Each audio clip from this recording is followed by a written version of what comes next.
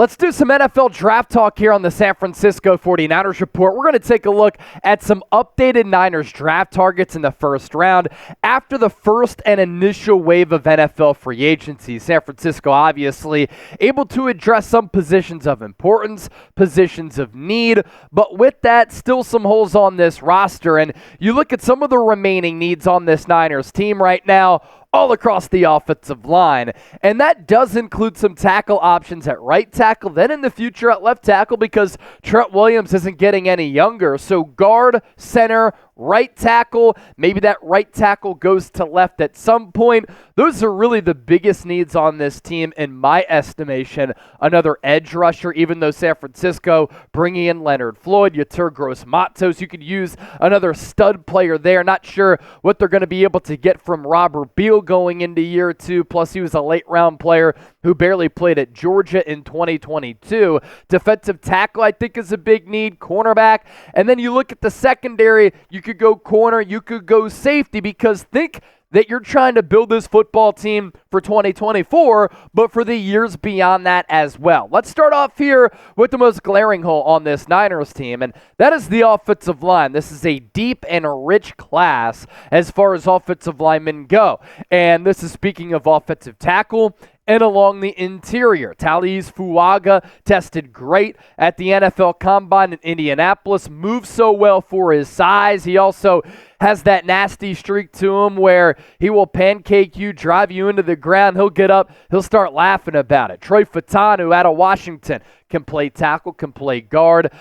Some draft evaluators don't like his short arms. The Niners do like offensive linemen with longer arms, but with the way that he tested, with his agility, athleticism, I think he can play tackle at the next level. Maybe he starts off as a guard, then eventually moves to the perimeter. Jackson Powers-Johnson, awesome center. He could be the franchise center for the next several years for San Francisco. Graham Barton played center at Duke. He played left tackle.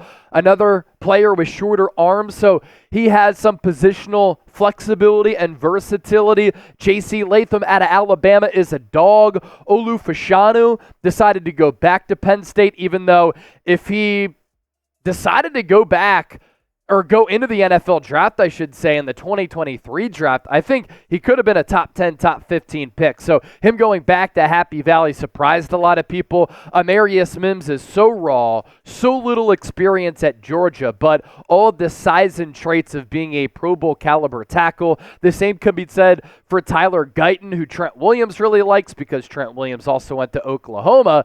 Guyton is inexperienced, not to the level of Amarius Mims. He has 10 starts in his career, all came this past year with Oklahoma. Great size, some injury issues, has to work on the run game a little bit.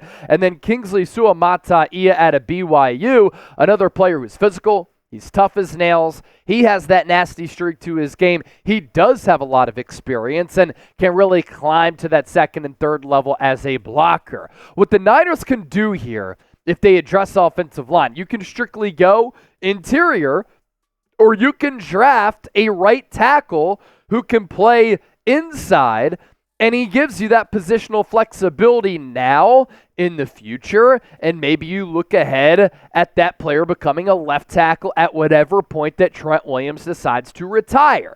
Now, this is why you subscribe to the show, because we give you bonus content here. We're talking first round targets for San Francisco on this video, but they could go offensive tackle in round 2 as well. Patrick Paul falls out of Houston. Javon Foster is a player that the Niners met with at the NFL Combine. Kiran Amegadjie, hopefully I pronounced that name right, clearly has some brains from Yale. Blake Fisher, out of Notre Dame.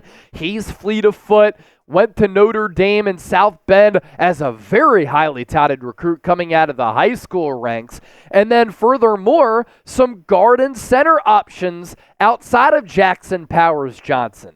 Zach Frazier, very good athlete, loved the 40-yard dash at the Combine. Sedrick Van Pran has played against SEC-level competition. Jordan Morgan played tackle at Arizona. He could slide to the interior. Cooper Beebe out of Kansas State. A center, interior offensive lineman who can be a staple of your organization for the next several years. And then Dominic Puny out of Kansas. The offensive line market took off in free agency. The real ones know. I've talked about it on the show plenty. So San Francisco, I don't blame them for not going offensive line in free agency. Everybody's too rich out of their price point. But you have to go offensive line in the draft. And I just listed a bunch of players in this draft class that San Francisco could go the route of. Hopefully they do that in the first couple of rounds. What position do you want the Niners to target in the first round? I'm going right tackle. Right guard is another possibility. If you get a great center, I more so think that's a second-round selection. Now to cornerback here. San Francisco could go corner at number 31. Of course, some of these players they might have to trade up for that we're going to show you first. In fact, I'd be surprised if 4 of these 5 are available at 31. But because of the Jones fracture and the surgery to Kool-Aid McKinstry's foot, the Niners met with him formally at the Combine. Maybe he does drop to 31. I think Terrion Arnold will be off the board from Alabama. Quinion Mitchell, dog. Cooper DeJean, safety corner hybrid. Very good athlete, a part of the rare white cornerback club. Nate Wiggins, very quick, a little bit lean, out of Clemson. Again, I think all 5 of those players might be tough for them to make it to 31. Maybe Kool-Aid McKinstry will because of injury problems. I do think these players could be available when the Niners draft pick comes around and San Francisco is on the clock. Kamari Lassiter out of Georgia. Ennis Rakestraw out of Mizzou. TJ Tampa, one of the best names in this draft. Mike Sanders still. I think he's a slot corner, best slot nickel corner in this draft class, has wide receiver experience, great ball skills. He actually produced as a wide receiver under Jim Harbaugh before making the switch to corner, so clearly has good hands and instincts to track down the football. And then Andrew Phillips out of Kentucky. It comes down to this for San Francisco. How do you view Deommodore Lenoir? Is he an inside corner? Is he an outside corner? If you think he's an inside guy or you just want him on the inside, you draft a perimeter corner. Guy who can lock it down on the outside, opposite of Charvarius Ward. If you think that Lenoir can be an outside guy, Sanders still out of the slot, dream selection. I think he can play right from the jump. And then when you talk about corners here, Charvarius Ward in the final year of his deal. So you're looking ahead into the future there as well. Now to defensive end. Chop Robinson, a player who I love. Just an insanely quick first step. Darius Robinson out of Mizzou. Marshawn Nealon out of Western Michigan. Adiza Isaac is falling under the radar because everybody is salivating over Chop Robinson, but I think Isaac can be a very good player. And then Laiatu Latu out of UCLA. Injury concerns with the neck, but such a smooth mover for his size. Daniel Jeremiah does have the Niners taking Chop Robinson in his latest mock draft at 31 overall. Chop said during the NFL Combine when I was there, models his game after Nick Bosa as well as TJ Watt, 2 very good players to model your game after, has an insanely quick first step. Ran a 4.48 40-yard dash at 254 pounds. Think about that. Xavier Worthy ran a 4.21 at 167. So with the size of Chop Robinson at 254, 4.48, put that into perspective. Also the fastest 10-yard split ever for somebody over 250 pounds. And if he falls to the Niners, it would be a great pick in my opinion. Developmental project for sure, but you could use another edge rusher. By the way, give me a follow on X for the most fire takes. Defensive tackle targets. Byron Murphy out of Texas. Load on the interior. So too is his teammate Tavondre Sweat. The question with Sweat, is he a 3-down player checking in at nearly 400 pounds? But he did run well at that size. Drazon Newton out of Illinois. Couldn't really do much in the pre-draft process because he's been injured, but an intriguing player nonetheless. Braden Fisk, his draft stock, tick, tick, tick, tick, tick, tick, tick, tick. On the uptick because of how well he tested. A freak athlete who is very quick for his size, very physical for his size, would be a really good option for San Francisco at 31. You have to get a defensive tackle who's better against the run. I know the Niners addressed that in free agency, bringing in multiple players along the interior of the defensive line. You need a young cat, though. And then Rook Orororo out of Clemson. Chip, thumbs up, thumbs down. You went to Clemson on that pronunciation. Pretty thumbs up. All right. Some tricky names. We'll start to master those as we look ahead to the NFL draft. Rook Orororo. Is that better? Orororo. I'm going to really have to work on it. You can get a quality defensive tackle in the second round. And I do believe that to be true because, look, you think about the first round, right? Defensive tackles don't often go in the first round outside of blue chip prospects, right? And for this draft class, how many quarterbacks are going round one? Ask yourself that question. Caleb Williams. You could go Jaden Daniels, Drake May. You could go J.J. McCarthy. Like, do all of those go in the first round? Then you throw in a Bo Nix, a Michael Penix. 5-6 quarterbacks. If they go in the first round, that messes with the order after that. Very good wide receiver class. How many wide receivers go in round one?